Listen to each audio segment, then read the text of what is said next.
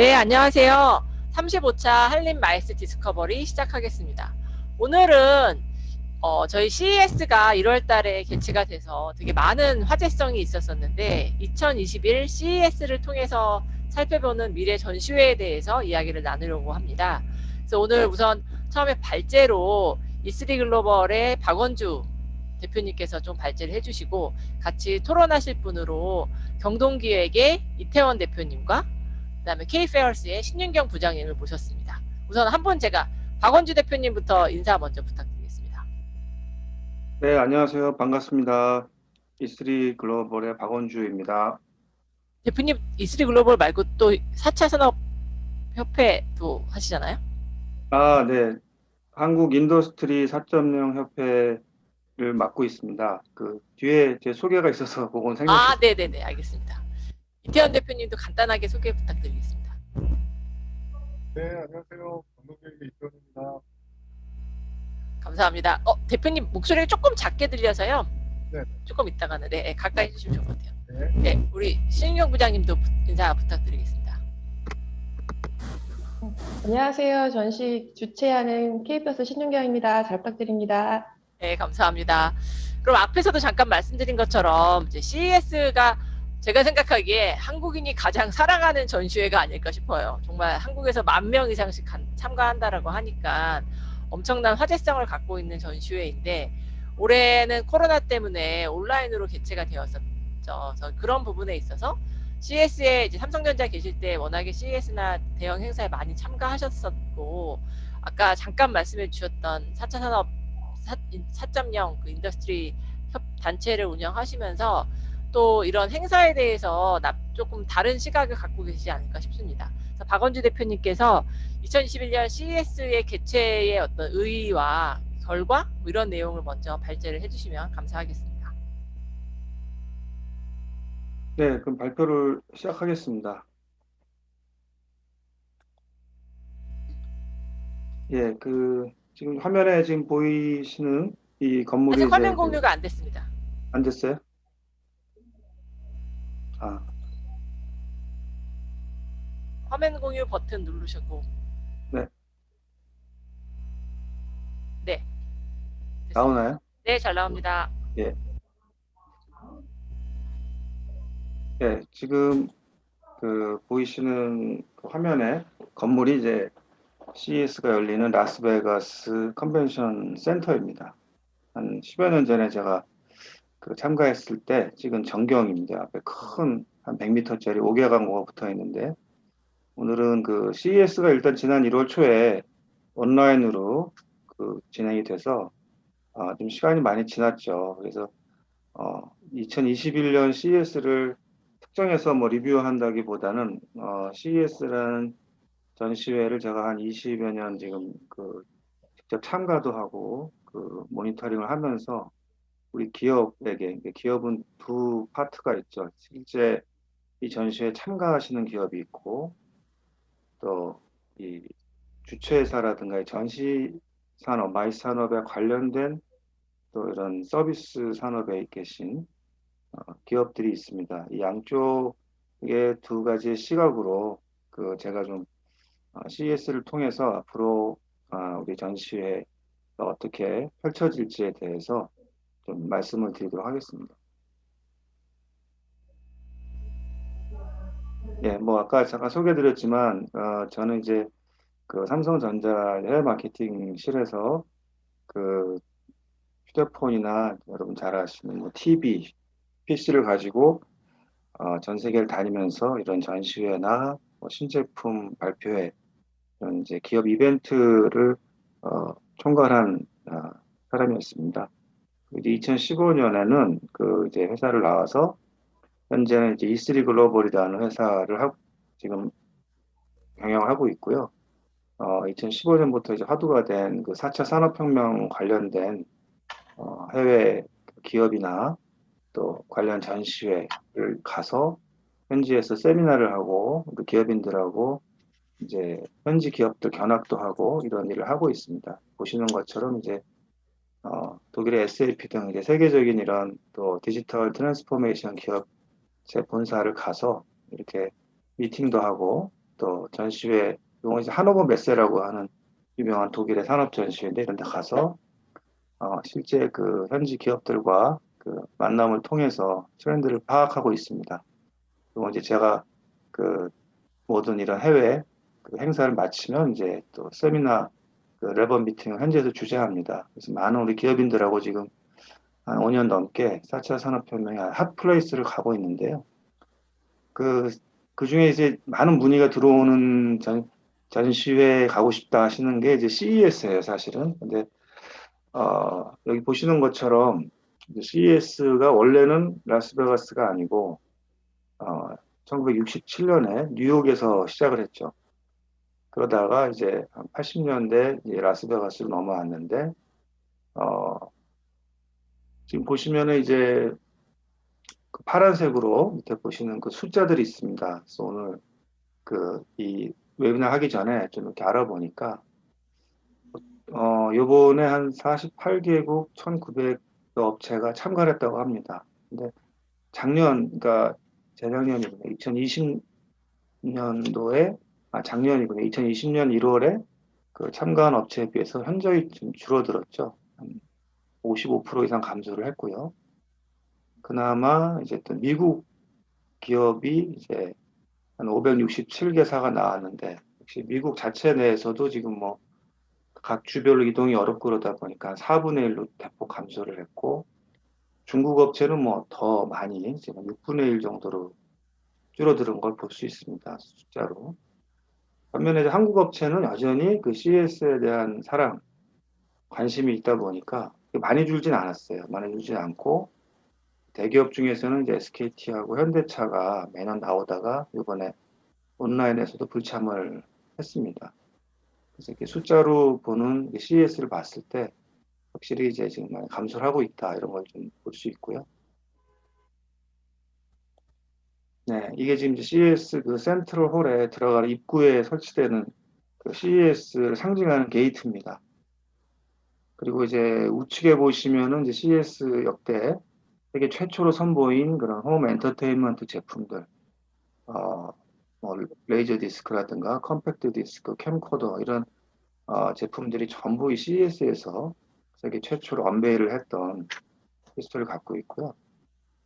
제가 이 CES하고 인연을 맺은 게 이제 올해로 딱 20년 됩니다. 2021년인데 2001년 이거 CES부터 이제 CES와 인연을 맺고 한 20년간의 그 여정을 이렇게 봤을 때 그리고 올해 2021년에 정말 이 전대미문의 이런 코로나로 인해서 이 온라인으로 개최하면서 우리에게 어떤 시사점을 던져주고 있는가 이걸 한번 좀 파악을 해봤습니다.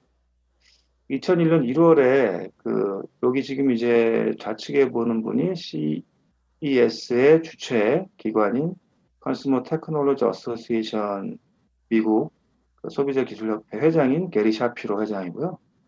이 우측에 보는 분이 이제 전 삼성전자 사장이셨던 진대재 사장이십니다. 이분이 이제 진 사장님이 이제 항의를 한 거죠. 이 게리 샤피로한테 좀 어필을 한 거죠. 항의라기보다는 아니 가전쇼인데 맨날 빌 게이츠가 와서 기조연설을 하니까 나도 좀 기회를 달라 해서 게리 샤피로 흔쾌히 그럼 해보시죠. 그래서 이제 제가 그때부터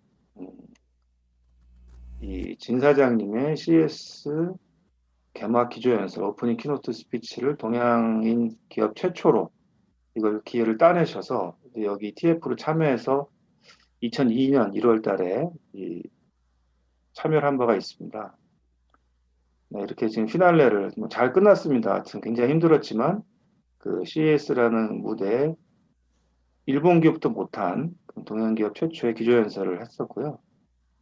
근데 이제 아쉽게도 2003년 2월에 사실 CES보다 당시에 더 컸던 컴덱스라는 IT 전시회가 미국의 그 IT 버블 붕괴와 함께 파산을 하죠. 그러면서 이때부터 CES가 급 발전을 합니다.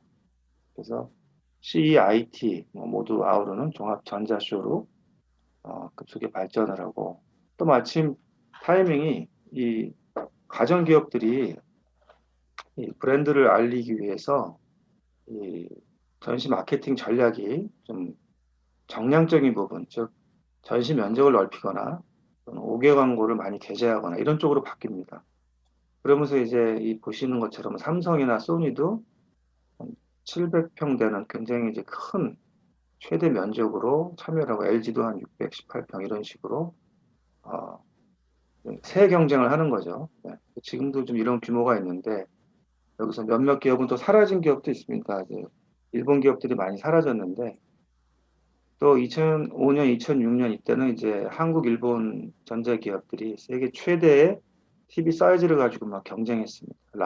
라지스트 뭐 102인치 TV 이런 식으로 경쟁을 했는데 결국 2006년부터 그 일본의 소니라든가 이런 기업들 따돌리고 이제 삼성의 TV가 현재 지금 15년째 세계 1위를 등극하게 되는 그런 것이고요. 2007년 1월에 여기 잘 아시는 그 작고한 애플의 전 CEO였던 스티브 잡스가 샌프란시스코에서 아이폰을 최초로 발표를 하죠. 1세대 아이폰을 발표를 했는데 저는 이때 1월에 샌프란시스코가 아니라 라스베가스 CES 전시 부스에 있었습니다. 근데 갑자기 이 모든 해외 기자들이 다 사라졌어요. 샌프란시스코로. 그래서 뭐 그런가 보다 했죠. 애플이 워낙 이제 유명한 회사니까. 근데 이제 이 2007년 1월에 아이폰이 탄생을 하면서 어떻게 보면 지금 4차 산업혁명의 신호탄이 쏘아 올려진 겁니다. 4차 산업혁명의 한 큰 축이 모바일 그 레볼루션이 시작이 된 거죠. 그래서 이제 노키아라든가 모토로라 이런 거대한 휴대폰 회사가 다 휴대폰 사업을 접게 되고 이때만 해도 삼성이나 이제 뭐 LG 국내 기업도 뭐 이렇게 아이폰에 대해서 대단하게 생각을 하지 않았는데 어, 이제 애플이 계속 그 스마트폰을 최초로 출시하면서 그 모바일 혁명을 가속화하죠. 2008년 1월 CES는 그 리먼 브로더스가 금융위기가 있어가지고 좀 축소된 형태였습니다만은 여전히 이제 삼성이나 LG는 TV를 가지고 CES에 왔고 휴대폰은 그때만 해도 답보 상태였습니다. 스마트폰을 출시하지 않았기 때문에. 그리고 2009년 CES에는 이제 잘 아시는 영화 제임스 카메론의 그 아바타하고 이제 삼성이 그 공동 마케팅을 하면서 3D TV라는 거를 세계 최초로 CES에서 이제 선보입니다. 이렇게 지금 삼성 부스가 나와 있고요.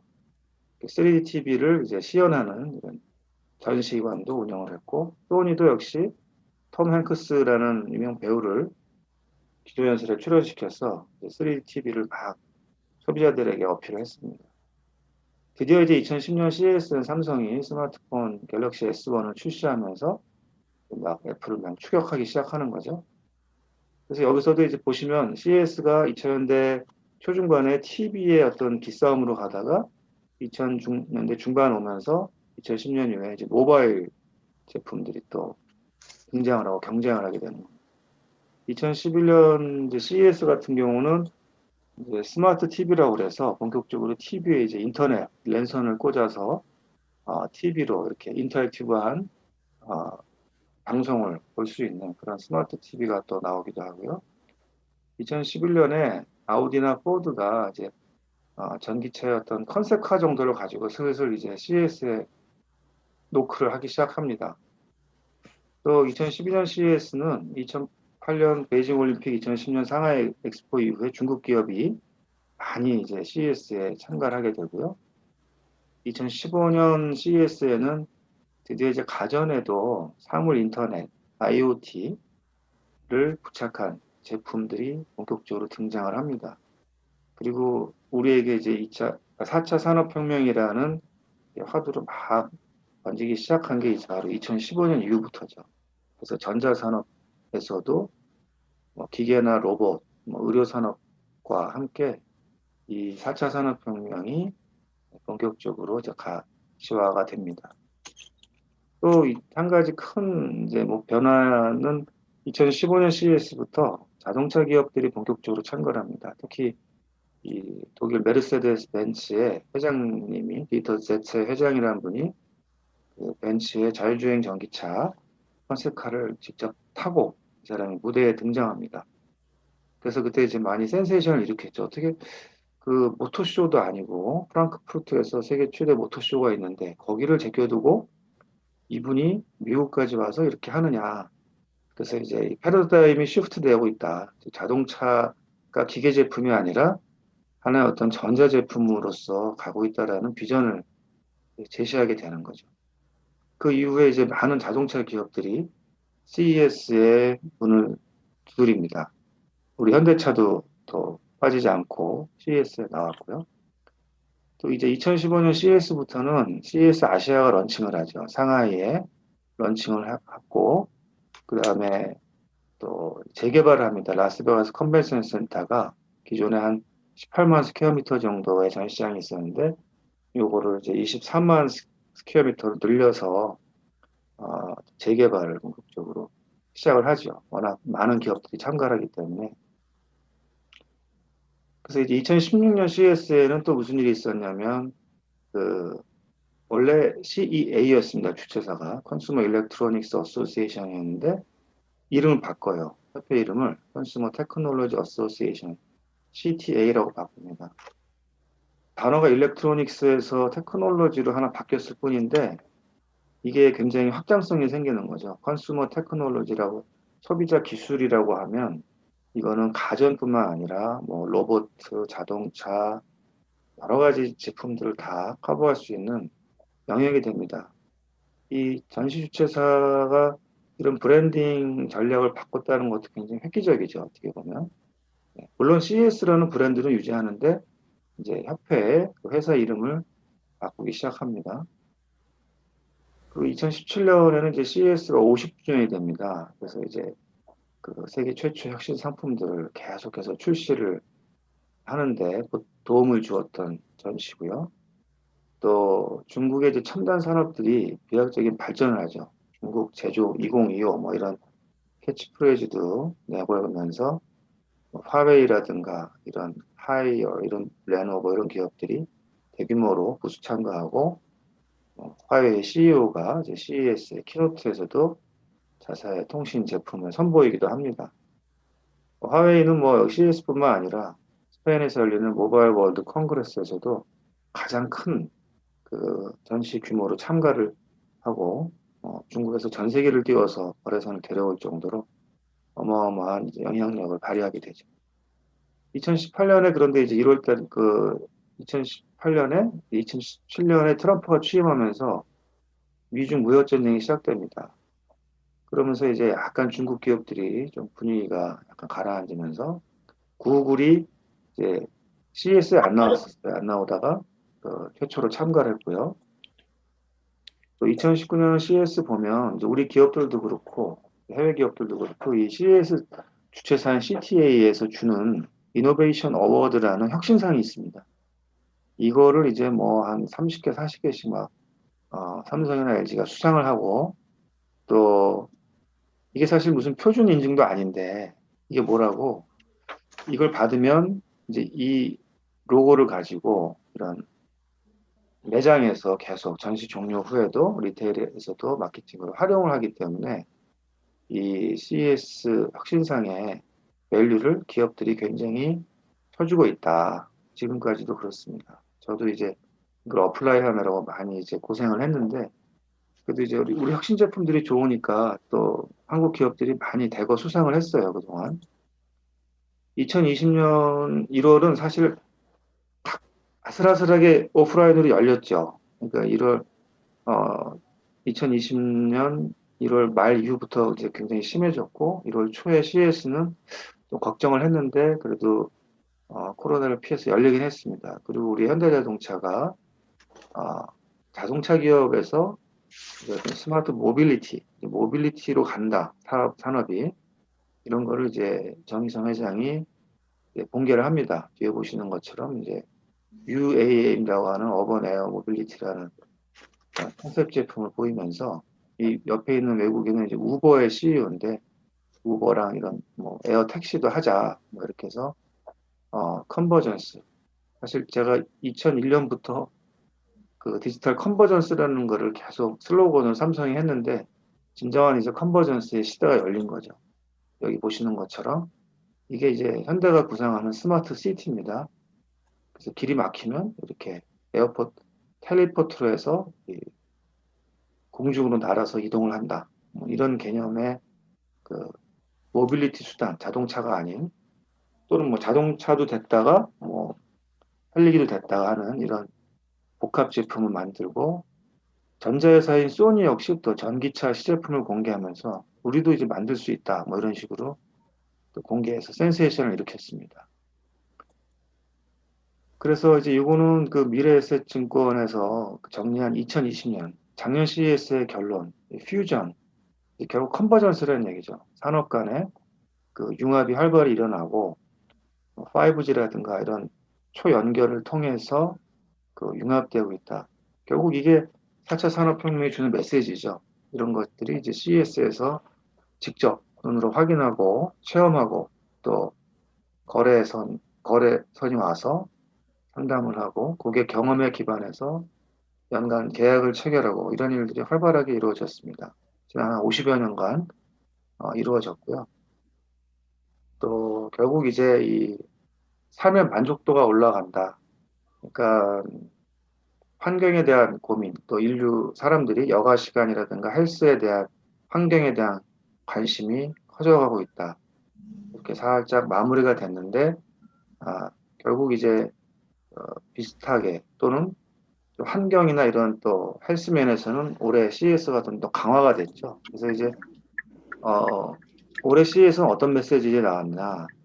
CES가 뭐 개최 한 해 만에 하다가 결국 이제 100% 온라인으로 개최를 했습니다. 여기 계시는 것처럼 보는 것처럼 온라인 스튜디오에서 CES 주최 측의 임원들이 나와서 어떤 토크쇼 형식으로 그 컨슈머 테크놀로지의 트렌드를 발표하고 했습니다.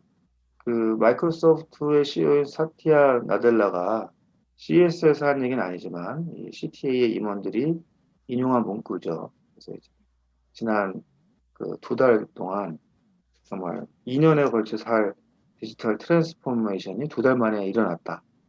이런 얘기를 했죠, 작년에. 이 마이크로소프트의 CEO가. 그 정도로 어쩔 수 없이 코로나 때문에 비대면으로 인한 컨슈머 테크놀로지의 디지털 트랜스포메이션이 굉장히 가속화되었다. 이런 메시지를 던지고 있습니다. 이번 CES 2021의 전시 분야는 5G랑 IoT, 아까 말씀드렸듯이 4차 산업혁명을 주도하는 핵심 기술들이죠. 사물 인터넷과 5G, 그리고 자동차, 오토모티브도 보이고요. 자율주행차라든가, 또 블록체인, 또 헬스 앤 웰리스, 이게 굉장히 이제 각광을 받기 시작했죠. 특히 이제 디지털 헬스케어에 대해서 사람들이 반신반의하다가 어쩔 수 없이 이것도 원격 진료해야만 된다. 이렇게 해서 지금 많은 규제를 풀어주고 관련된 업체들이 등장을 하기 시작하고 또 로보틱스에 대해서도 많은 이제 로봇이 나옵니다. 이 로봇이 그냥 단순히 옛날에 그 자동차에 용접을 하던 그런 산업용 로봇뿐만이 아니라 이제 실생활에 다가오는 어떤 서비스 로봇, 홈 케어 로봇 이런 로봇들이 등장을 하죠. 잠시 후에 또 제가 보여드릴 텐데 그리고 이제 또 홈에 대한 밸류가 많이 올라가는 거죠. 사람들이 다 재택근무라든가 또 학생들도 학교에 못 가고 홈스쿨링하고 그러기 때문에 홈 앤 패밀리와 관련된 제품들 작년에 이제 이 가전회사들 특히 LG전자 이런 데가 뭐 냉장고, 세탁기 이런 게 엄청 많이 팔렸다고 해요. 그 정도로 집에서 소비되는 이런 전자제품들이 급증을 했다 작년에 그런 트렌드가 있었고 CES가 또 하나 잘하는 게 이제 스타트업 존을 만들죠. 유레카 파크라는 거를 그 라스베가스 컨벤션 센터하고는 조금 차로 한 10분 정도 떨어진 샌즈 엑스포라는 그 컨벤션 센터에다 별도로 또 유레카 파크를 만듭니다. 우리나라에서 많은 스타트업들이 여기 또 나갔고 제가 아는 하던 기업도 애완경 관련된 또 IoT 센서를 가지고 나가는데 좋은 성과가 있었다고 하더라고요. 여기 보시는 분들이 이제 주요 그 이번 CES 2021년도 키노트 스피치의 발표자들입니다. 이분들의 이제 회사를 보면 아까 그 이 전시에서 커버할 영역을 알 수 있죠. 버라이존 같은 경우에는 이 통신 서비스에서 우리나라 KT 같은 회사죠. 그래서 여기가 이제 5G에 대한 설명을 했고 GM CEO 메리 바라는 전기차에 대해서 설명을 했고 AMD의 CEO, 또 베스트바이라는 그 우리나라 하이마트 같은 미국의 가전 양판점 CEO도 나왔었고, 또 마이크로소프트, 뭐 워너미디어, 워너브라더스 영화사의 CEO, 월마트. 보시면 월마트는 뭐 우리나라 이마트 같은 데잖아요. 굉장히 다양하게 정말 소비자 테크와 관련된 분들이 다 총 출동을 합니다. 예. 삼성 같은 경우에는 제가 2002년에 처음으로 키노트를 하고 그 이후로도 한 대여섯 분의 이제 삼성의 사장단이 또 키노트를 하셨는데, 이번에는 이제 삼성이 키노트는 아니고 프레스 컨퍼런스를 Better Normal for All이라는 주제로 했습니다. 또 이제 홈 기반에서 인공지능으로 소비자의 니즈를 파악을 해서 이렇게 오토매틱이 아니라 오토노머스, 그러니까 자율적으로 서비스할 수 있는 그런 홈 로봇을 이렇게 또 선보였고요. 예. 여기 계신 이분이 이제 지금 삼성전자의 AI를 총괄하는 그 임원인데, 이분이 이제 발표를 했습니다. 세바스찬 승이라는 분인데, 네, 한 20년이 변하니까 아까 진대재 사장님은 넥타이 메고 정장에 나왔는데, 지금 이분이 이렇게 보면은 굉장히 캐주얼하게 청바지 입고, 네, 부츠 신고 막 이렇게 해서, 근데 이분은 사실은 이제 교포죠, 교포. 한국 분은 아닌데, 발표를 잘 했다고 합니다. 미국이 아니라 저는 수원에서. 봤어요.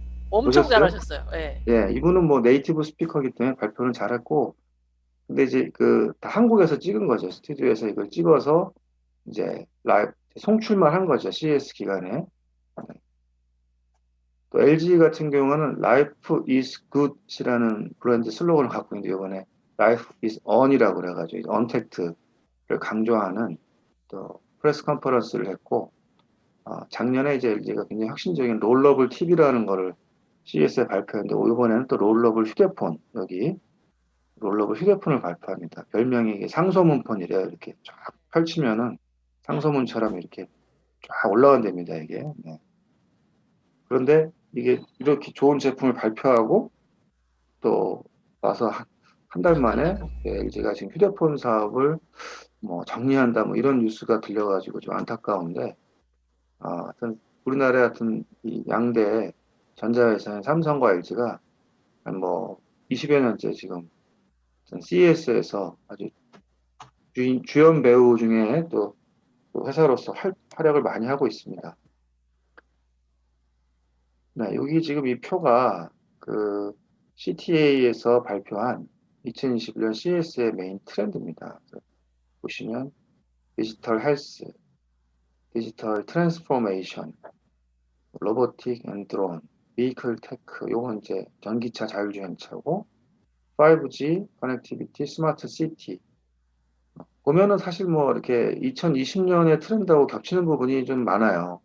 그래서 이런 걸 봤을 때 CES를 실제 부스에 참가하러 가는 기업들은 매년 이제 가서 영업도 하고 마케팅도 해야 되지만, 실제 이거를 트렌드를 보러 조사하러, 동향 조사를 하시는 분들은 이렇게 매년 가봐야 이게 큰 변화를 느끼기 어렵습니다. 그래서 그 작년까지만 해도 뭐 아까 임 교수님 말씀하신 대로 거의 10,000명에 육박하는 사람들이 다 가서 이 CES를 보고, 난 미래를 보고 왔다, 뭐 CES 대단하다 하는데, 사실 이제 20년을 다녀본 사람으로서 보면은 그 변화는 그렇게 급격하진 않습니다. 아까 제가 쭉 20년사를 보여드렸듯이 또 모멘텀이 있었어요. 예를 들면 뭐 2007년에 스티브 잡스, 애플, CES에 참가하지도 않았지만 그런 이제 모바일 혁명이 있었고, 여러 또 IT 기업들이 쓰러지는 그런 이제 광풍이 있었고, 그래서 이게 CES만 볼 게 아니고 우리가 좀 두루두루 살펴봐야 된다, 그런 거 말씀드리고 싶고, 트렌드를 보러 가시는 분들은 제가 보면 2년에 한 번 정도 가시면 좋을 것 같고요. 그 다음에 이제 우리 하이투자증권에서 아주 잘 정리를 하셨는데, 이게 이제 매슬로의 욕구에 대해서 이렇게 성장의 욕구, 결핍의 욕구에 따라서 기술이 어떻게 발전하느냐 이걸 정리한 겁니다. 요새 증권사들이 이 CES 동향을 잘 관찰하고 정리를 해줘요. 왜냐하면 이게 미래 신산업의 투자와 직결되는 거기 때문에 오히려 이 레포트는 증권사에 들어가시면 아주 괜찮은 레포트들이 많은데 그 10여 가지 중에 제가 오늘 좀 잘 된 것만 이렇게 지금 뽑아서 갖고 왔는데 하이 투자 잘 돼서 제가 갖고 왔고요. 결국 그겁니다. 기술이 욕구를 충족시킨다. 아까 마이크로소프트의 CEO가 얘기했듯이 어쩔 수 없이 이 디지털 트랜스포메이션을 해야 되고 또 디지털 헬스케어를 할 수밖에 없는 작년의 그 급박한 상황에서 디지털 기술들은 비대면으로 인간의 욕구를 충족시켜주기 위해서 최선을 다했죠. 그리고 이제 우리 전시회도 뭐 계속 이제 온라인 전시회 이런 얘기가 나오고 있습니다. 나는 또 이런 얘기 또 정리가 있어요. 이렇게 현대나 도요타, 테슬라 뭐 이렇게 지금 그 CES를 기다리기에는 현재 이 기업들의 경쟁이 너무 심하고 시간이 없다. 365일이 CES다. 이 말은 뭐냐면 예전처럼 이렇게 1년을 이렇게 기다렸다가 내년에 뭐 짠 터트리고 뭐 세계 최대 TV 뭐 이럴 여유가 없다라는 거죠. 이게 뭐 몇 달 안에 이렇게 또 뭐 새로운 기술들이 쏟아져 나오고 막 이래서 테슬라 같은 경우는 사실 뭐 이런 쇼를 참석하는 게 없고요. CES나 오토쇼에 전혀 참석을 안 하고 이 테슬라의 일론 머스크 이 사람은 그 실리콘밸리에 있는 테슬라 그 공장 앞에 야드에다가 이렇게 무대를 설치해가지고 거기서 모델 S, 모델 3 신차 발표를 해버립니다. 그러면 거기 있는 모든 임직원들이 나와서 막 박수치고 그게 이제 전 세계 언론에 공개가 되죠. 돈을 거의 안 들이고 사실 돈이 많이 없잖아요. 테슬라가 빚이 많아요. 그래서 이런 또 프로모션을 안 하고 했는데 그게 더 효과적이었던 거죠. 어떻게 보면. 그래서 뭐 그런 기업도 있고 우리 현대차 같은 경우는 지금 그 제 사무실 건너편에 여기 GBC라고 그 글로벌 비즈니스 센터를 막 짓고 있잖아요. 여기를 지어서 이제 신차 발표회를 삼성동에서 하겠다. 뭐 이런 얘기를 하고 있어요. 그래서 과연 CES가 이 모든 업체들이 다 가야만 하는 머스트 비짓 플레이스가 맞는가? 그걸 한번 생각을 해봐야 된다. 물론 이제 전자회사들이야 가야 되지만 지금 뭐 자동차 회사라든가 다른 또 이 업종 회사들은 그걸 좀 적정한 수준에서 나갈 필요가 있다. 이런 말씀을 좀 드리고요. 오히려 이렇게 빨리빨리 변화하려면 온라인과 연계해서 한국 내에서 이런 전시회든 또 자체 컨벤션 이런 거를 좀 기획을 해가지고 해야 이게 발빠른 대응을 할 수 있다. 이런 말씀을 드리고 마지막으로 보면 이제 이 CS 2021의 대결론은 어, 그겁니다. 결국 디지털화는 뭐 이미 자명한 것이고 또 어떤 커넥티비티 이것도 자명한데 아까 그 삼성의 프레스 컨퍼런스에 나왔지만 이 단어가 나옵니다. 리자일런스, 그 환경 파괴에 대한 복원, 그리고 ESG 요새 많이 화두가 되고 있잖아요. 그래서 이게 이 기술이 어느 정도 이제 포화가 되기 때문에 이제는 이런 환경이나 사회 이런 이슈에 대해서 또 헬스, 건강, 코로나로 촉발된 이런 거에 대해서 기업들이 다시 한번 생각해보고 거기에 맞는 투자와 그다음에 경영을 해야 된다라는 게 이번에 큰 메시지였어요. 사실 전시 산업적으로 봤을 때는 그렇게 돈을 버는 비즈니스 모델은 아니었어요. 하지만 이게 온라인으로 하다 보니까 오히려 더 이 기업들이나 이 주최 측이 이 CTA가 더 상위에 이런 메시지를 전달할 수 있었던 것 같고요. 그래서 많은 울림은 있었습니다. 뭐 이게 아는 만큼 이해가 되겠지만 제가 여러 키노트 장면들을 돌려보면서 이제 기업들이 이런 고민을 하기 시작하는구나. 옛날에 2000년대 초중반에는 뭐 서로 잘났다고 그냥 우리 기술이 좋아요, 우리 제품이 좋아요 하고 떠들었는데 이제 그걸 좀 넘어서 차분하게 어, 왜냐하면 또 코로나가 뭐 백신이 나와서 잘 해결되겠지만 또 다른 언어도 뭐 질병이 찾아온다든가 또는 질병보다 지금 제가 보기에는 이 탄소 경제, 지금 이 기후 환경이 큰 문제인 것 같아요. 얼마 전에 빌 게이츠도 얘기했지만 다음에 재앙은 기후가 될 것이다 이런 얘기를 하고 지금 뭐 텍사스 쪽에 다 영하 18도 막 얼어붙고 난리가 났는데 그런 것처럼 이제 어쩌면 내년 라스베가스는 갑자기 눈이 내리고 다 얼어붙어서 전시를 뭐 못할지도 모르는 이런 상황이 됐을 때 어떻게 할 것인가?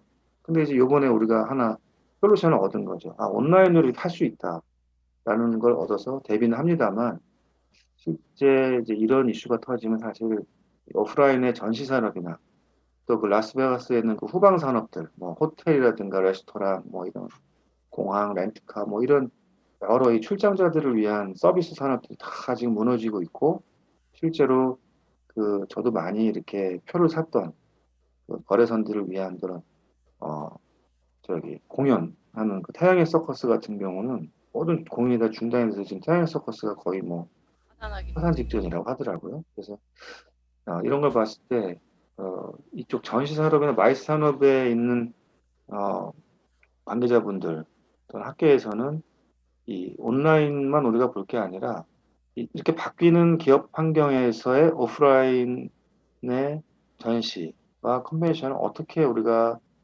만들어갈 것인가 이 부분에 대해서는 이쪽에 관련된 전문가들과 함께 좀 상의를 하고 숙고를 해야만 한다. 그거를 이제 마지막으로 말씀을 드리면서 제 발표를 마치겠습니다. 네, 감사합니다. 긴 시간 동안. 지금 박원지 대표님 말씀해 주신 것처럼 되게 중요한 내용이었던 것 같아요. 이 바뀌는 환경 속에서 저희가 마이스의 기존의 비즈니스 모델을 어떤 형태로 가져가야 될 것인가 하는 게 되게 중요한 것 같고, 그 전시회나 컨벤션의 모습이 바뀔 수 있을 거고, 수익의 어떤 방향, 수익을 냈었던 수단도 바뀔 수 있을 거고, 전시회가 해야 되는 역할도 바뀔 수 있지 않을까라는 생각을 해보게 됩니다. 그래서 제가 오늘 지금 이야기를 쭉 들으면서 CES가 사실은 뭐 가전 전시회였다가 지금은 전자기술 전시회 이런 식으로 변화해 오는 과정 속에 가장 어떤 화두가 되는 신제품이 계속 이렇게 발표가 되는 그런 장소였었던 것 같고, 그런 관점에서 보면 전시회의 본질을 그런 형태로 CES는 형성했었던 게 아닌가 싶은 생각이 들어요. 그래서 이제 우리가 전시회가 지금 물론 이제 코로나도 곧 백신을 다 맞고 하면 끝나겠지만 전시회의 본질을 살리면서 온라인이라는 영역이 분명히 어떤 변화를 촉구할 거라고 보기 때문에 그런 부분에 대해서 이태원 대표님하고 신민경 부장님께도 좀 의견을 여쭙도록 하겠습니다.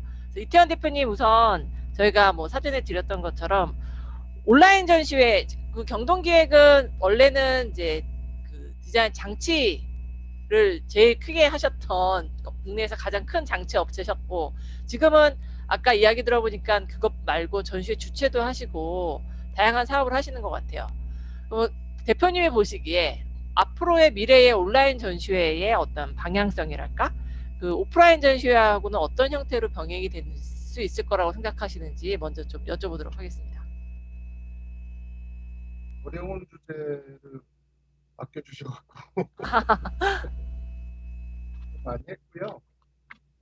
저희가 뭐 전시 주최사는 아니기 때문에 전시의 역할이라든지 이런 부분에 대해서는 뭐 저보다 이제 더 잘 말씀하실 수 있는 전문가분들이 계실 거고, 제가 이제 오늘 조금 드리고 싶은 말씀은 저희가 작년에 이제 뭐 공공 사이트죠. 공공 사이트 이제 회사들을 수주하고 그리고 이제 그런 것들을 진행하면서 이 사업들이 이제 코로나 때문에 온라인으로 이제 많이 좀 전환이 돼서 저희가 이제 그 전환했던 그런 과업들을 오늘 조금 말씀을 드리고, 그리고 이게 작년에 3월달부터 이제 막 되게 특별하게 변화했잖아요. 그러면 네.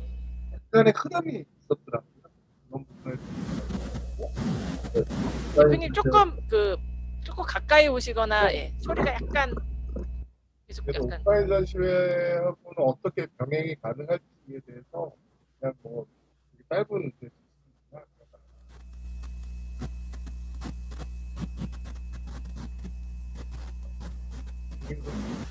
화면 공유하실 거예요? 아래쪽에 보시면 네네. 화면 공유.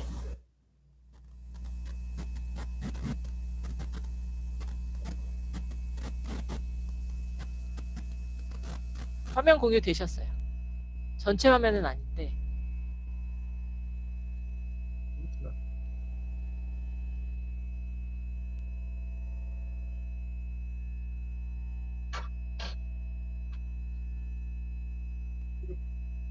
코로나 였는데 보이시나요?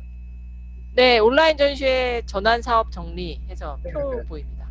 이제 저희가 했던 과학들 중에 전시회가 이거 말고 이제 나노피아라는 소리가 자꾸 작은데.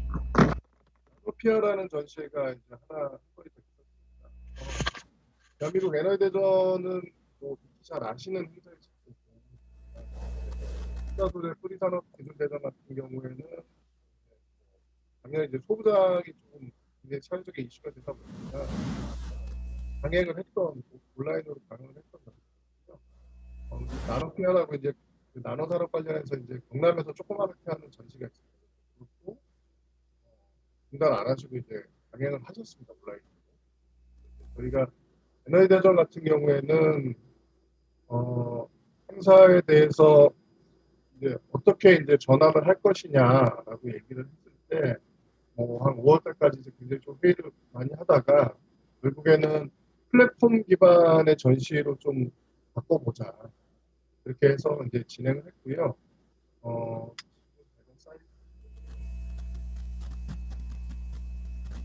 우리가 지금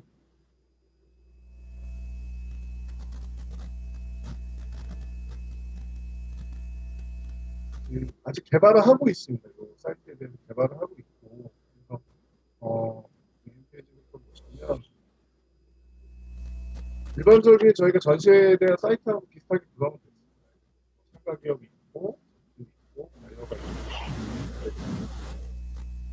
온라인 전시회 전환에 관련해서 이제 가장 첫 번째로 진행이 됐던 게 바이오코리아. 네, 바이오코리아는 바이오코리아. 예. 비주얼적으로 좀 많이 보여주는. 네, 그쵸. 뭐, 3D 막 예. 그래픽으로. 근데 이제 그런 부분들보다는 에너지 대전 같은 경우에는 에너지 공단에서 주관을 하고 있지만 B2B 쪽에 굉장히 신경을 많이 쓰시더라고요. 저희도 올해 이제 작년에 처음으로 운영을 했었는데, 그래서 바이오와 비즈 매칭에 관한 부분들에 대해서 조금 더 영향을 가져가자라고 해서 지금 현재 이제 그 비즈 매칭 전문 업체를 통해서 지금 약 한 120개 정도의 바이오 집단을 하고, 이 플랫폼 자체에는 참가 기업은 한 60개 정도의 참가 기업이 지금 현재 가입이 되어 있는 상태입니다. 그래서 지금 개발하고 있는 거는 바이어들하고, 예, 아직은 안 했는데 지금 이제 3월 2일, 뭐 3월 3일 이런 식으로 해서 이제 매칭을 할 수 있는 화상 미팅을 하고, 그다음에 이제 서로 매칭을 할 수 있는 그런 플랫폼을 좀 구상을 하고 있고요.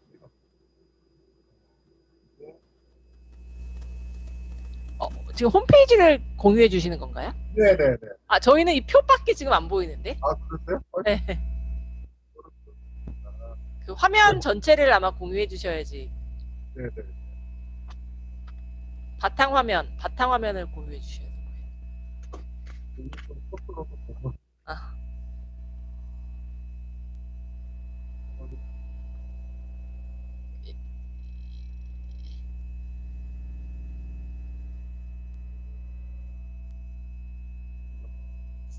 지금 거를 제가 공유 중지를 하고요.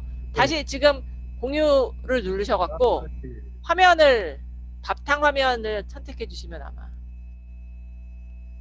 대표님 바탕화면으로 저희가 다 공유가 될 텐데. 네네. 아, 지금 아까 다시 그 홈페이지를 열어주시면 보이시나요? 지금 그냥 바탕화면인데, 아, 화면을 여러 개 쓰시나 보다. 예, 많이 쓰고 있어요.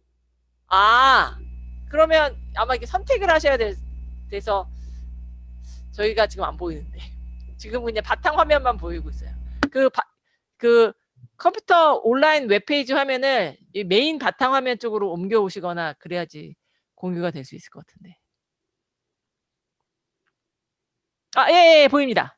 네, 보이시나요? 네. 그래서 이거는 이제 그 테크 인사이드 쇼라고 해서 티아트에서 했던 행사고요. 이것도 1월 달에 이제 좀 마무리가 됐어요. 이제 이거 같은 경우 온라인 전시를 전환하면서 앞서 말씀드린 에너지공단의 그 에너지 대전보다는 그 원래 박람회 그냥 취지에 맞춰서 참가 기업들에 대한 소개를 위주로 했습니다. 하고 이 사이트 내에 대한 메뉴는 좀 많습니다. 그래서 다시 보면 그 에너지 대전 같은 경우에는 비즈매칭에 대한 부분들 메뉴가 좀 많은데 얘는 이제 뭐 수주 상담회라든지 투자기업 상담회, 기업 지원 그리고 이제 뭐 유공자 특별관이라든지 이런 여러 가지들이 있어서 구성이 됐고요. 그 테크인사이드 쇼 같은 경우에는 온라인으로 전환하면서 전년도 2019년하고 좀 차이점이 있는 게 그 2019년도 같은 경우에는 참가 기업이 한 100여 개 회사 조금 넘었습니다. 130개 회사였는데 저희가 이제 온라인으로 진행하면서 이거는 한 300개 기업이 참여를 했었습니다. 그래서 이제 아무래도 이제 물리적인 어떤 제약이라든지 이런 부분들이 없다 보니까 참가 기업들이 좀 참가하시는데 좀 수월하지 않았나 그런 부분이 있고 대신에 이제 현장에서 어떤 오프라인상에서 이런 제품들이라든지 그런 거를 이제 공유할 수 없다 보니까 사이트 플랫폼에 대한 기술에 대한 좀 뎁스는 좀 많이 약해질 수밖에 없었다고 생각합니다. 아까 말씀드린 바대로 저희가 이제 온라인 전시회에서 처음에 고민을 할 때 이게 이제 유튜브 동영상인데 인도의 그 실감 디지털 콘텐츠 개발 회사거든요. 디지털 잘랩이라고 해서 얘네들이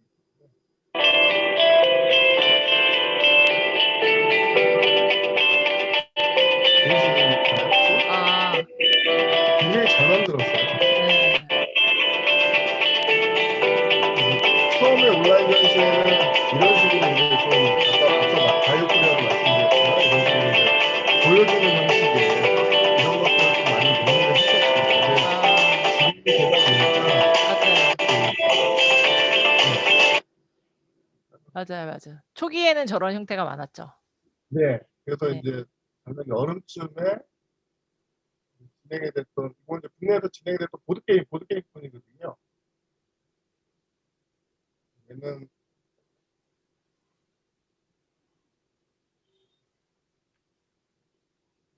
게임 행사다 보니까 아예 게임처럼 이렇게 온라인 방송을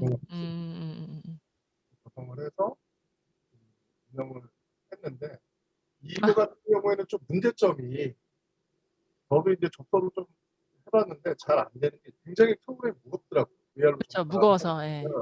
굉장히 무거워서 접속하는데 로딩 시간도 좀 오래 걸리고 예. 침유사 나오는 현상도 많이 있고 맞아요. 예. 그리고 이제 요거 이제 그 보안 실무로 이제 했던 게 한경에서 있던 데텍트관이요. 지코노미 언택트 박람회라고 해서 아마 많이 보셨을 텐데 예. 얘가 지코노미. 이제 어떻게 보면 전통적 오프라인 전시를 온라인 기반으로 좀 바꾼 형태의 가장 네. 가깝지 않나 그냥 비교적으로만 예. 이렇게 아이콘을 클릭하면 여기서 이제 정보가 이렇게 나오고 네.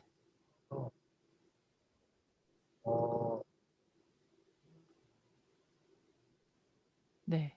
오케이. 제가 생각할 때는 이제 그 온라인 박람회의 역할이 좀 전시의 성격에 맞는 접근이 좀 우선적으로 좀 필요하지 않을까라는 생각을 합니다. 그러니까 앞서 박원주 대표님도 말씀해 주시고 설명 굉장히 잘 해주셨지만 CS 같은 경우에는 디지털 ICT 기반의 이제 뭐 어떤 전시 아이템이다 보니까 온라인으로 진행을 해도 굉장히 관심이 많고 뭐 그럴 수 있는데 그뭐 중무장대 산업이라든지 아니면 이제 직접 어떤 소비자나 바이어가 전시 참관객들이 가서 제품을 만져보고 뭐 해야 되는 소비자 전시라든지 이런 것들은 온라인 전시회로서는 좀 한계점이 좀 있지 않나 생각을 하고 그리고 이제 그 온라인 전시회가 물리적인 경계가 없다는 장점이 있다는 거 하지 않습니까? 대신에 근데 이제 온라인 전시회 앞서도 말씀드렸다시피 전시회라는 타이틀에 있어서 전시에 대한 본질의 뎁스가 좀 약하지 않나 좀 생각을 합니다. 그러니까 저희가 앞서 이제 에너지 공단권 화면 공유가 잘 안 돼서 못 보여드렸는데 그 이제 비즈니스 플랫폼 형태로 만들었지만 저희가 이제 공단 측이랑 주최 측이랑 회의를 하면서 항상 제일 많이 걸렸던 게 음. 그 비즈 매칭에 대해서 이제 어차피 해외 바이어하고 같이 이제 시간을 맞춰야 돼요. 그런 시간적인 문제와 네, 또 하나는 힘드니까. 에너지 대전의 그 바이어분들이 동남아시아나 아시아권이 굉장히 좀 저개발 국가가 많거든요. 한국에 아, 제품이 되는 그쪽에 통신 자정이 또 문제가 그쵸, 그쵸. 상당도 네, 네, 네. 그래서 이제 전시의 본질에 따른 그 비즈니스에 따른 객수는 또 온라인 전시회나 당분간은 좀 약할 수밖에 없지 않나 음, 이렇게 좀 생각을 하고 있습니다. 그래서 물론 지금 온라인 전시회가 뭐 개최가 됨으로써 원래 오프라인 전시를 하던 행사의 연속성과 지속성을 좀 가져갈 수 있다는 부분이 장점인 것 같고요. 그게 또 역할이라고 좀 생각을 하고 오프라인 전시와의 병행 가능성에 대해서는 뭐 이제 포스트 코로나 시대로 접어들지 않겠습니까? 네, 근데 이제 이미 이런 것들 저도 이제 뭐 조용히 좀 이렇게 잘 적응이 안 돼서 뭐 좀 실수 많이 했는데 근데 그럼에도 불구하고 이런 비대면 그 디지털 콘텐츠에 대해서는 받아들일 수밖에 없는 상황이기 때문에 음, 그런 부분에 있어서 어느 정도 좀 보완을 할 수 있는 오프라인 전시에 대한 보완점으로서 온라인 전시의 역할이 좀 계속 커지지 않을까 이렇게 음, 생각을 합니다. 네, 감사합니다. 네, 감사합니다. 그 여러 가지 사이트를 좀 공유를 해주셨는데, 저도 아까 처음에 보여주셨던 에너지 쪽하고 그다음에 뿌리 산업 소재가 오프라인 할 때 150개였는데 온라인으로 했더니 300개로 늘어났다는 건 되게 인상적인 것 같아요. 그러니까 뭔가 온라인 전시회로 이렇게 보여줄 수 있는 그런 상품의 경우에는 그런 어떤 특성을 갖고 있는 전시회의 경우에는 온라인 전시회로서도 역할을 분명히 하는 게 있는 것 같다라는 생각이 들고 이게 서로 간에 아무튼 뭐 핏이 잘 맞는 형태가 되면 오프라인하고 온라인이 같이 갈 수 있는 그런 구조가 될 수 있지 않을까 싶은 생각을 해봅니다. 그 우리 신윤경 부장님 K-페어스에서 원래는 해외 전시회를 주로 많이 하셨죠. 올해부터는 이제 다양한 또 다른 행사들을 하고 계신다고 들었는데 K-페어스가 사실 상당히 많은 전시회를 국내에서 개최를 하고 있고 의미 있는 전시회를 하고 계시는데 2021년도에 전시회는 어떻게 예측하고 계실까요? 예, 일단 화면 공유 하나 네, 할게요. 네. 아, 오늘은 세 분이 다 화면을 만들어 발표 자료를 주셨네요. 감사합니다. 네, 잘 보입니다. 예, 일단 저희 K페어스하고 합작회사인 리드 K페어스는 매년 12개의 전시회를 주최하고 있습니다. 작년에는 코로나 영향으로 5개의 전시회만 개최할 수밖에 없어서 힘든 시간을 보냈는데요. 올해는 주최하는 모든 전시회를 개최하고자 대부분의 전시회를 7월 이후로 연기했었고, 근데 이제 전시회 연기가 어려웠던 스푸드 전시회 스프엑스인 경우에는 지난 2월에 코로나 전 개최 규모의 한 20%로 저희가 참관객을 이제 소수로 입장 제한을 해서 진행을 했었습니다. 네. 그래서 저희가 어떤 방식으로 진행을 했냐면 기존에는 그 전시회 일반적으로 진행을 했지만 이번에는 아프리카 TV, 네이버 쇼핑 라이브, 유튜브 중계를 통해서 전시회를 중심으로 진행을 했었고요. 여기서 보시다시피 저희가 다양하게 라이브 일정표를 만들고 또 그에 관련돼서 경품 행사도 진행을 했었고요. 네. 그리고 일단은 기업분들이 다 이제 네이버 그 라이브를 통해서 그 실시간 회사 홍보도 진행을 했었습니다. 그리고 또 스포츠 전시회다 보니까 저희가 좀 유명 선수들을 좀 초청을 해가지고 팬미팅도 진행을 하고 또 아프리카 TV, 유튜브, 인스타그램의 다양한 인플루언서들도 초청을 해가지고 진행을 했습니다. 그러니까 이런 초청들에 좀 집중을 해서 기업들이 이제 참관객을 못 만나시더라도 기업 홍보를 하실 수 있는 기회를 좀 만들어 드리고자 했고요.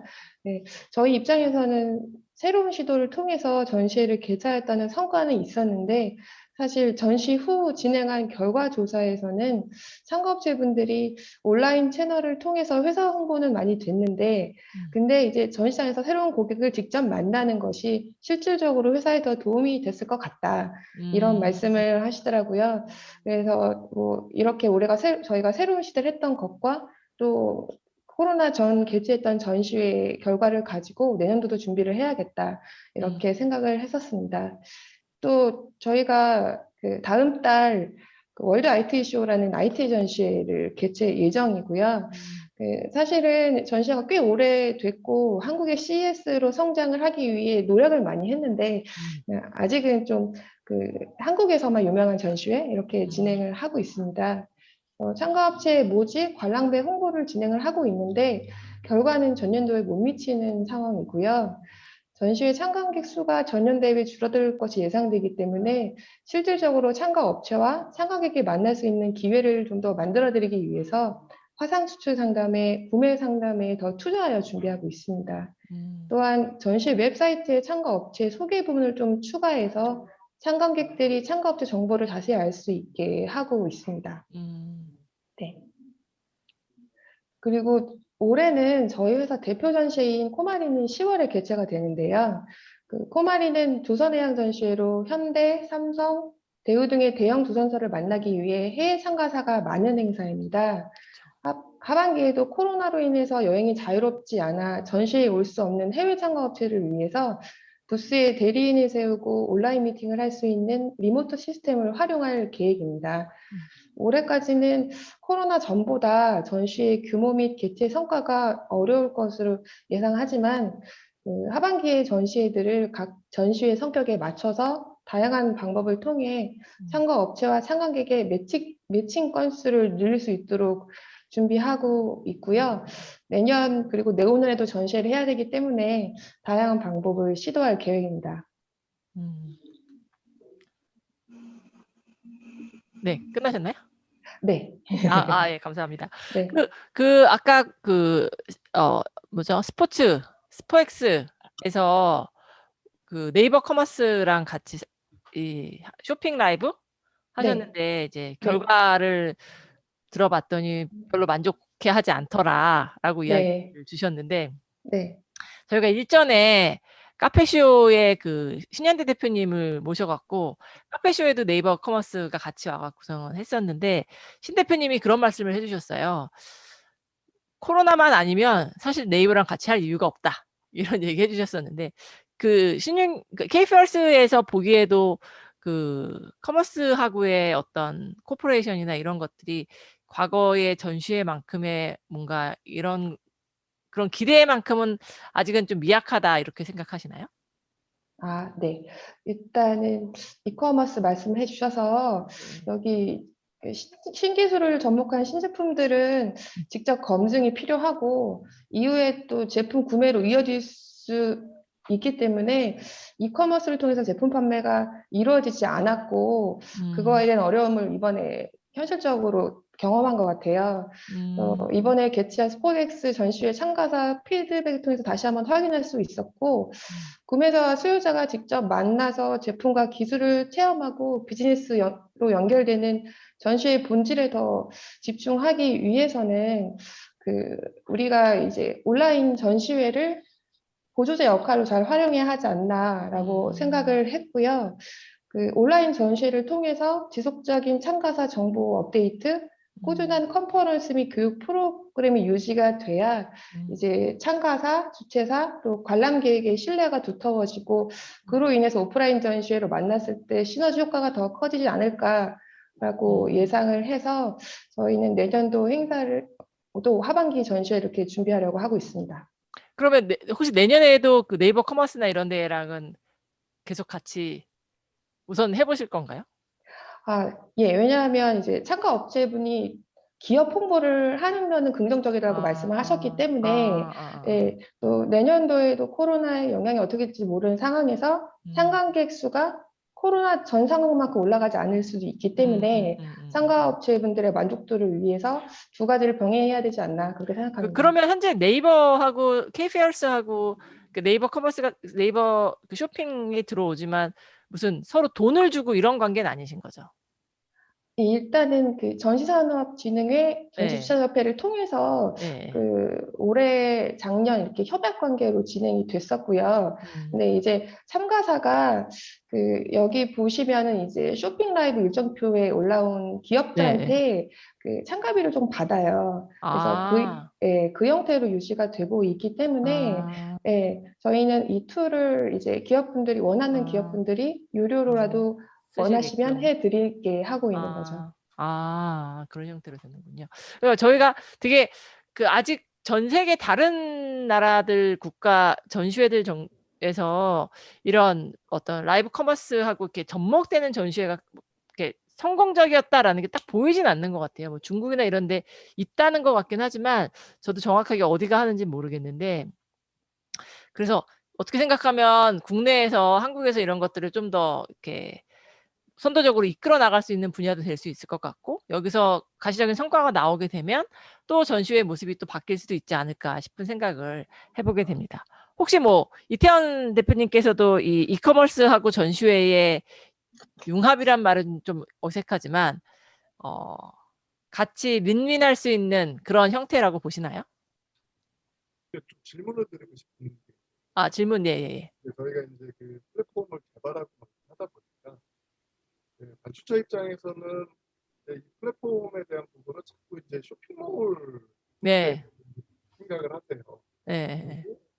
그 참가 기업들, 그 플랫폼에 이제 들어오는 기업들에 대해서도 얘기를 하면 이제 뭐 산업 아무래도 이제 에너지 대전은 예를 들면 산업군이다 보니까 우리가 쇼핑몰 같은 데 들어가서 무슨 효과가 있나. 의미가 없다. 예. 그래서 오히려 이제 뭐 더 전문가시기 때문에 저는 그런 질문 한번 드리고 싶었거든요. 쇼핑몰과 온라인 박람회의 차이점을 어디서 그렇죠. 찾아야 될까? 네. 되게 중요한 이슈인 것 같아요. 그러니까 진짜 말씀하신 것처럼 저희는 그런 이야기를 하고 있어요. B2C 전시회 같은 경우에는 결국 쇼핑몰밖에 안 되는 거죠. 온라인으로 한다라고 했을 때. 그 B2C는 기존에 있는 온라인 그 쇼핑몰보다 경쟁력을 가져갈 수 있는 영역이라는 게 사실은 전시회가 그 분야에서 경쟁력을 가져가는 게 쉽지 않은 것 같거든요. 근데 B2B는 좀 다른 것 같아요. B2B의 영역에 있어서는 온라인 전시, 그러니까 B2B라고 하면 직접 우리가 소비자한테 준다라기보다는 중간에 어떤 구매 상이 있어서 요게 부품으로 들어가는 거다 보니까 B2B 전시회 같은 경우에는 그 B2B 온라인 마켓은 온라인 쇼핑몰은 없으니까 그러니까 그런 역할들을 해줄 수 있지 않을까. 물론 거기에도 더 다양한 이제 메뉴들이 개발이 돼야 되겠죠. 뭐 저희 연구원에서도 사실 뭐 하는 전시회가 하나 있어서 저희도 고민을 많이 하는데 형태도 꼭 뭐 전시회 참가비로 받을 것이 아니라 요새 뭐 구독 경제도 있고 뭐 여러 가지가 있으니까 다양한 모델을 또 고민해 볼 수도 있을 것 같고 어떤 식으로 이렇게 뭐 다양한 이 수입이 될 수 있는 항목들에 대한 번들링을 다시 구성을 해서 그러니까 그냥 우리가 계속 생각했던 전시회 그 부스당 얼마 이 개념이 아니라 그걸 다 해체해 갖고 다른 형태로 돈을 좀 받는 구조를 만들어내야 되지 않을까라는 생각을 저희는 좀 하고 있고 그래서 B2C 전시회 같은 경우엔 뭐 여기 황 교수님께도 이따가 한번 의견을 드려봐야겠지만 저는 개인적으로 그 국내에 정말 많은 B2C 전시회가 유사 품목으로 있는데 이 유사 품목 전시회들이 코로나 이후에도 살아남을 수 있을까라는 부분에 있어서는 상당히 대형화되는 것들로 뭐 지역은 뭐 서울과 그러니까 서울 경기권하고 결국은 뭐 지방의 호남이 됐던 영남이 됐던 그 정도에서 이제 그 정리가 될 수밖에 없는 구조가 아닐까라는 생각이 저는 개인적으로 하는데 그러니까 그러다 보니까 기존에 저희가 되게 고질적으로 갖고 있는 유사 중복 전시회가 코로나로 인해서 상당히 없어질 확률이 높다라는 이제 그렇게 됐을 경우에 센터들은 그러면 그동안에 그런 전시회들로 센터를 운영을 했었는데 그런 만약에 그런 전시회가 제대로 운영이 되지 않는다라고 하면 센터는 센터 나름의 뭔가 다른 상품을 만들어내야 되는 게 필요할 것 같고 이제 그런 영역에서 센터 자체가 아까 온라인 수출 상담하는 그런 장사로도 바뀌어야 될 거고 또 다른 서비스를 줘야 될 것 같아요. 그럼 저는 뭐 황 교수님 혹시 생각하시던 게 있으실까요? 예.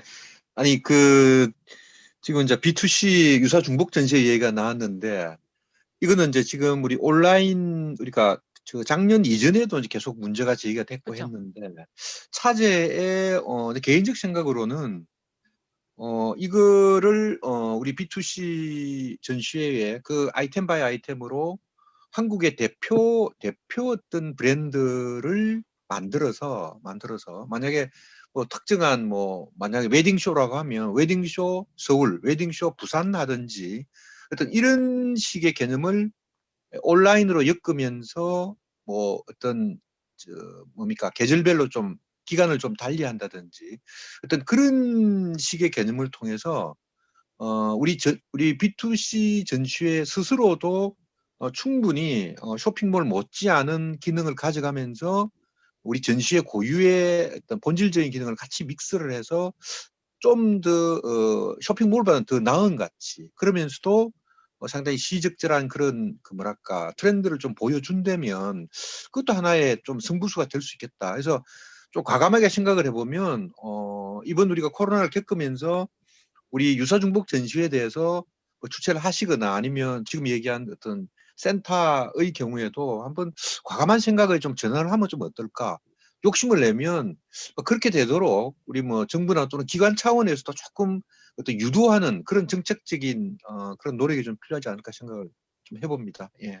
B2C 전시회는 또 하나 뭐 더 생각한다면 이제 온라인 쇼핑몰이 못 갖고 있는 그 기능이 결국은 직접 볼 수 없다라는 거니까. 근데 사람들은 사실 보고 싶잖아요. 만져보고 싶고 뭐 직접 눈으로 확인해 보고 싶은 욕구가 있고 그래서 아이쇼핑도 있는 거기 때문에 이제 전시회 자체가 팝업 스토어의 어떤 기능을 해줄 수 있다라고 하면 그런 부분에 있어서는 그 네이버 쇼핑이나 카카오 쇼핑도 전시회에 지금 관심을 보이는 이유가 사실은 뭐 전시회가 전시회를 통해서 이런 것보다 팝업에 자기네 스토어에 들어와 있는 업체가 전시회에 나오면 여기서 팝업의 기능으로 이루어지고 구매로까지 이루어지는 게 높아지다 보니까 이제 그런 차원에서 전시회하고 콜라보를 하는데 뭐 다 들으셨겠지만 그 두 회사 네이버나 카카오에 물어보면 1등 전시회 이외에는 관심이 없다라는 이야기를 하거든요. 그 사람들이. 예. 저라도 그러겠어요. 제가 그 회사를 운영하고 있다라고 하면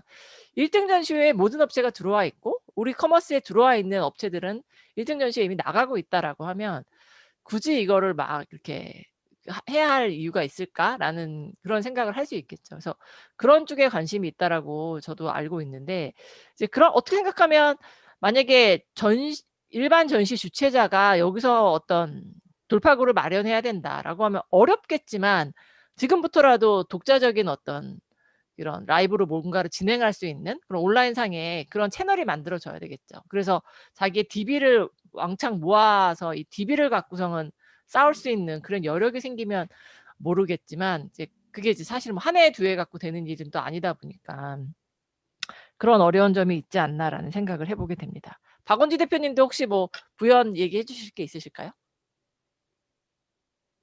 저는 이제 이 전시회의 큰 속성 하나라는 게 이제 그 고객들이 경쟁을 체험한다라는 게 크거든요. 그래서 음. 이번에 이제 CES를 이렇게 반추해 봐도 그 과거에는 이제 여러 기업들이 있는데 그 제품 시연도 하고 또 그 회사에 있는 관계자들하고 면담도 하고 이렇게 고객이 체험을 부스에서 하게 되어 있는데 이번 같은 경우는 이 체험이 일방적이었던 거죠. 쌍방향 체험이 안 되고 온라인에서 오는 콘텐츠만 보고 사진이나 브로셔만 다운받고 이렇게 되다 보니까 그런 그 체험의 깊이가 떨어지고 그러다 보니까 좀 몰입 측면에서도 많이 또 효율이 떨어지고 그런 것 같다라는 반응들이 많이 나오는 거죠. 이걸 CES 온라인을 경험해 보신 분들이 또 저 역시 이제 지금 독일이나 뭐 일본의 해외 이런 4차 산업혁명 관련된 전시를 작년에 쭉 온라인으로 참가를 해봤었는데 사이버 부스도 들어가 보고 해봤는데 그게 떨어지는 거예요. 그 경험의 그 몰입도가 확 떨어지고 맞습니다. 예. 그 다음에 우리 아까 시작할 때도 좀 뭐 마이크 교수님 좀 저기 했지만 네. 이 전시회들도 그런 게 많더라고요. 이런 그 에러라든가 뭐 서버에서 나오는 송출상의 그런 게 좀 몇 분 한 2, 3분 기다리다가 안 되면 뭐 그냥 끄고 딴 그죠. 일 하고 막 이런 게 네네네. 많거든요. 네네. 그래서 그거를 과연 기술적으로 음. 뭐 커버는 할 수 있겠으나 아까 처음 말씀드린 것처럼 이 멀티 브랜드가 참여하는 전시회 속성의 그 경쟁이라는 거를 그럼 온라인으로 했을 때 어떻게 이거를 경쟁을 보여줄 것인가 이거가 좀 음. 숙제가 아닐까 싶습니다. 되게 좋은 포인트신 것 같아요. 경쟁을 체험하러 전시회에 온다라는 부분은 진짜 그랬던 것 같아요. 실제로 저도 생각해 보면 이 부스가 막 크기도 크기 얼마나 어떤 규모로 나왔는지, 올해 어떤 디자인으로 나왔는지 이제 그런 것들을 보는 재미로 사실 전시회 가는 것도 있는데 그 온라인상에서는 그런 것들이 다 이렇게 매뉴얼화된 어떤 이 패키지 상품으로 들어가 있으면 딱 짜여져 있는 그걸로 만들어지니까 그런 부분에 있어서의 진짜 체험이 안 돼서 그런 것들을 어떻게 더 강화할 수 있을지도 고민이 필요하지 않을까 싶습니다. 네. 그래서 제품의 성격에 따라서 CES처럼 그렇게 팀즈 사실 회의 플랫폼인데 팀즈를 활용해서 할 수도 있는 거고 그 바이오 코리아가 사실 좀 너무 무거웠어 갖고 그렇긴 했지만 제가 작년에 봤을 때 해외 학회들 같은 경우에 의학회 같은 경우에 전시회 같이 붙어 있으면 보는 재미는 그 팀즈 같은 플랫폼보다는 사실은 이게 3D로 만들어 놓고 했을 때 그게 쪼끔만 가볍게 속도만 좀 빨리빨리 될 수만 있으면 그게 더 재미는 있었던 것 같아요. 그래서 그런 부분들이 뭐 기술의 문제인 건지 통신의 문제인 건지 모르겠지만 좀 해결되면 쪼끔 더 해결이 될 가능성이 많아지겠죠, 앞으로도. 저희가 예상했던 것보다 시간이 많이 흘러서 어떤 질문을 마지막으로 드릴까 싶기는 한데 그 중소기업 우리 이제 무역 전시회를 하는 이유는 사실은 한국의 경우엔 중소기업의 수출의 판로를 위해서 현재 많이 하고 있습니다. 근데 실제 중소기업 업체들은 아까 신 부장님도 말씀해 주신 것처럼 실제로는 누군가한테 물건을 팔 수 있어야 되고 라이브로 온라인으로만 보여주는 게 아니라 누군가를 만나서 제품을 설명하고 파는 게 되게 중요하다라고 이야기를 하고 있어서 그런 부분에서 그 앞으로 우리가 뭐 온라인으로 전환을 하든 온라인이 도움을 주든 어떤 형태의 전시회의 미래의 모습이 되든 중소기업을 위한 그 전시회의 존재의 가치는 지속될 것이다라는 부분에 대해서 어떻게 생각하시는지 박원지 대표님 먼저 여쭤볼까요? 예, 제가 이제 이게 뭐 큰 회사에서 이렇게 그쵸. 중소기업이 엑시트 아니셔서. 하다가 네. 나와서 이제 한 5, 6년 이게 중소기업도 사장님들도 많이 만나고 실제 이렇게 또 일본에 성공적으로 이렇게 런칭을 해서 잘 된 케이스들도 있어요. 근데 보면 이 좀 냉정하게 판단을 해볼 필요가 있는 게 중소기업은 이 매출액별로 이 해외 이런 전시회나 이런 마케팅에 쏟을 수 있는 예산의 리미트가 명확하거든요. 예. 그러니까 뭐 정말 한 달 앞, 뭐 두 달 앞에 생존이 지금 막 하는데 뭐 CES에 와서 뭐 이렇게 멋진 부스를 한다. 이거 굉장히 어려운 얘기거든요. 그래서 제가 보기에는 그런 좀 가이던스가 좀 필요할 것 같고 제가 체감적으로 느낀 거는 연매출이 한 50억 미만인 회사들은 오히려 이런 국내에서 이런 온라인 전시 이런 솔루션을 활용해서 해외 쪽에 보내주는 게 오히려 나을 것 같다라는 생각이 들고 그걸 좀 상회하는 회사들은 조금 부담이 되더라도 조금씩 해외에 가서 할 필요가 있다. 사실 이게 전시회도 비용이 뭐 장치도 꽤 그쵸. 많이 많이 들죠. 들지만은 네. 뭐 그 출장비라든가 뭐 호텔비 이런 게 또 그쵸. 굉장히 많이 나가기 때문에 사실은 우리 그 소기업들이 해외에 직접 가서 한다는 거 굉장히 이게 쉽지 않거든요. 그래서 그 매출액선을 이렇게 이건 좀 연구가 필요할 것 같은데 제가 어떤 보기에는 한 50억에서 100억 그 사이에서 좀 이렇게 선을 그어가지고 그런 기업들은 오히려 그 한국의 주최사분들도 그런 기업을 소기업을 위한 글로벌 온라인 전시회를 뭐 한국에서 한다든가 이런 거는 좀 찬스가 아닐까 생각합니다. 네네네. 또 신규 전시 아이템이 될 수도 있을 것 같아요. 이태원 대표님. 소기업 입장에서 뭐 전시에 대해서 이제 뭐 개념적이나 이론적인 부분들은 선생님 가지고 너무 잘 아시니까 저는 이제 제가 이제 현장에서 작년에 체험했던 부분을 좀 말씀드릴게요. 뭐 어쨌든 에너지 대전은 되게 오래 하고 있습니다. 지금 작년 저희가 사업을 5월달에 수주해서 지금 아직도 안 끝났거든요. 온라인 플랫폼. 근데 이제 방금 박원주 대표님이 말씀해주신 것처럼 이 브랜드 그러니까 전시회가 가지고 있는 브랜드 가치가 있다 보니까 오히려 저희가 일을 진행하면서 해외 쪽 바이오 유치는 되게 좀 쉬웠습니다. 같은 경우에는 얘네들 좀 오래 못 갔는데 이런 걸 만들어주니까 한국의 기업들이 우리 관심이 많아서 참여하겠다라고 해서 몇십 개의 바이오 집단을 모으는데 그렇게 어려움이 없어요. 오히려 국내 참가 기업들 같은 경우에는 이게 효용성이 있겠어라고 하셔가지고 네네네네. 굉장히 좀 힘들었어요. 근데 저희가 이제 접근을 지금도 유치를 하고 있는데 바이오분이 이렇게 들어왔습니다 하고 플랫폼 가서 확인하세요라고 그 뒤로 이제 조금 업체 유치하는 것들이 조금 더 수월해지는 부분이 있어요.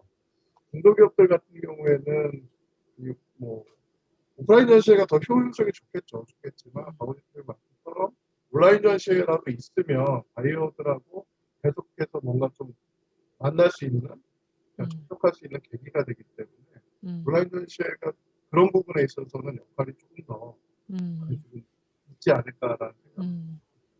네, 감사합니다. 온라인 전시회가 중소기업한테는 좀 더 도움이 될 수 있을 것 같다라고 말씀해 주셨고, 신윤경 부장님도 마지막으로.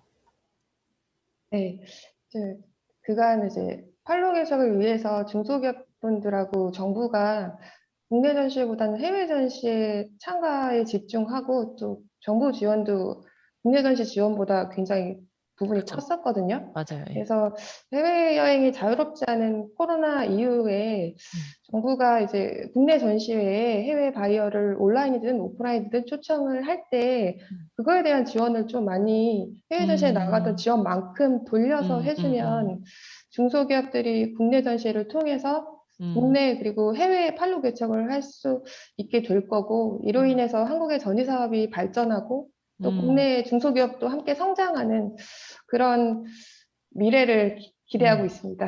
네, 감사합니다. 네, 맞는 말씀이신 것 같아요. 진짜 국내 전시회에 대한 개최 지원금의 진짜 거의 뭐 10배 이상의 돈을 해외 전시회 참가하는 데 쓰고 있는데 뭐 솔직히 저희끼리 얘기지만 나가서 봤을 때는 참 어떻게 이렇게 쓰지 하는 경우도 사실 왕왕 있기 때문에 그런 부분들을 국내의 전시회에 해외 바이어 초청해갖고 같이 만날 수 있는 기회를 지원을 해주면 되게 의미 있는 결과가 나올 수 있을 것 같아요. 뭐 말씀해 주신 것처럼 국내 소기업들이 해외 전시회에 참가한다라는 건 사실 쉬운 구조가 아니기 때문에 그런 부분에 있어서는 어떻게 생각하면 또 그게 우리 전시회를 좀 더 키울 수 있는 그런 기회가 될 수 있지 않을까 싶은 생각을 해보게 됩니다.